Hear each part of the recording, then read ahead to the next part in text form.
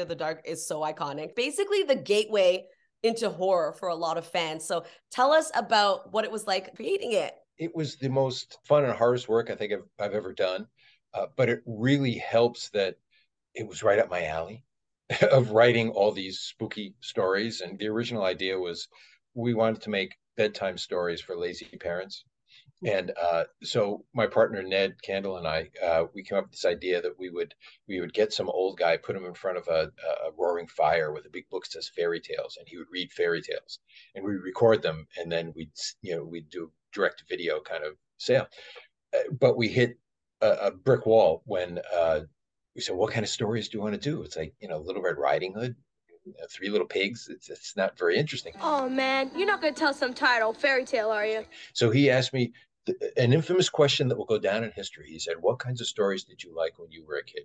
And I said, "I liked scary stories." So fairy tales became scary tales.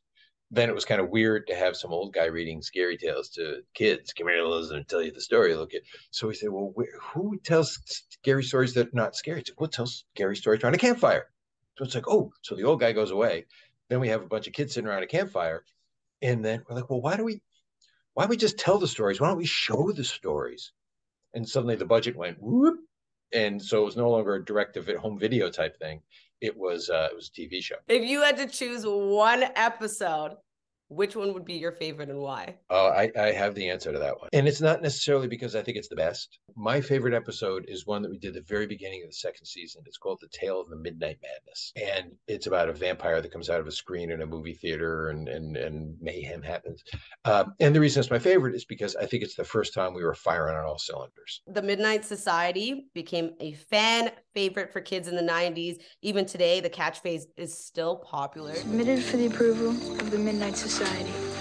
So why do you feel the show has had such a lasting effect? I think a couple of reasons.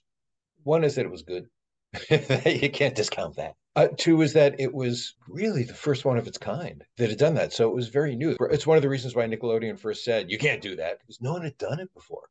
So, being the first definitely has some juice to it. I also think it has to do, and this is just my theory, it's a whole sociological thing where people who were kids in the 90s are now, it's the math, depending on when they watch it, they're kind of in their 30s now.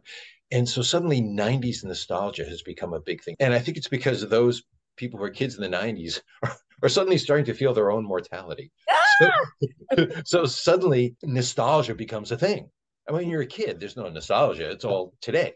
But now kids who are like in their 30s, they start thinking back to, well, those are the good old days. And pretty soon it's going to be 2000 nostalgia. 100% I agree with you. And the fact that Are You Afraid of the Dark had so much multiculturalism incorporated within it as well was a big thing, especially in the 90s. You didn't see a lot of that.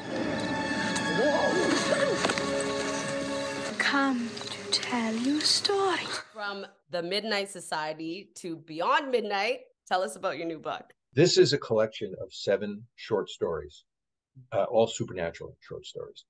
And I grew up reading short stories, mostly supernatural short stories. Everything from the classics, from The Birds and The Telltale Heart and The Most Dangerous Game, The Monkey's Paw, all the classics, to things that aren't quite that classic. But still, I read them all. And the thing that I love so much about them, and it's what I said was Are You Afraid of the Dark was, it's about people who have a conflict in their life, whatever it happens to be, but then they often make a choice that might not necessarily be the right choice. Mm-hmm. And that kind of lends them into this weird Twilight Zone-y supernatural event that plays out with the conflict they have.